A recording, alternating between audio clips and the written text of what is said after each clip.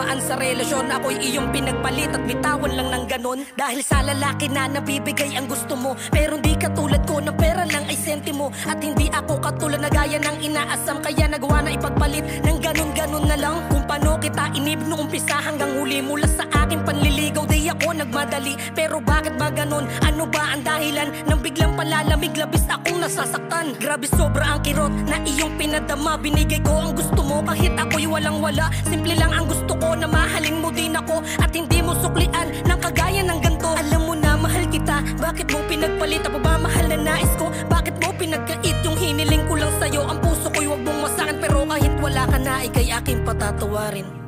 Wala ka na at hindi na ako ang nagmamay-ari ng puso mo.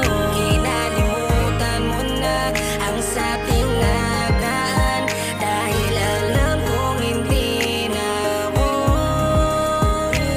litong-lito ang puso ko at gulong-gulo na rin ang salitang mahal kita ay di na kayang sambitin. Ang ating nakaraan hindi na kayang mabalik, pati higpit ng yakap mo at tamis ng iyong halik. Nasa tuwing dinadama sa puso ko'y nanunuot, pero dahil wala ka na, napalitan na ng kirot. Alaala mo na lang sa isip ko ay umiikot, kaya ang isang tulad mo di pa rin kayang malimot. Binigay ang pagmamahal na iyong inaasahan, ako'y iyong naging sandalan na nagbistulan din basahan. Nagsilbi mo na pamuna sa maruming nakaraan, matapos mapakinabangan ay itatapon mo naman. Pinupunasan ko ang luha sa aking mga mata, habang unti-unti pumapatak ito sa ibaba. At iniisip ng lubusan, bakit sa akin nagawa? Minahal ka ng buo pero wala ko na pala. Oo, tama din sila, masakit nga ang magmahal, pero mas masakit pa din pag di ka tunay na mahal. At tanggapin na sa sariling hindi na pwedeng balikan na nakaraan na minsan na ako'y iyong pinalitan. Wala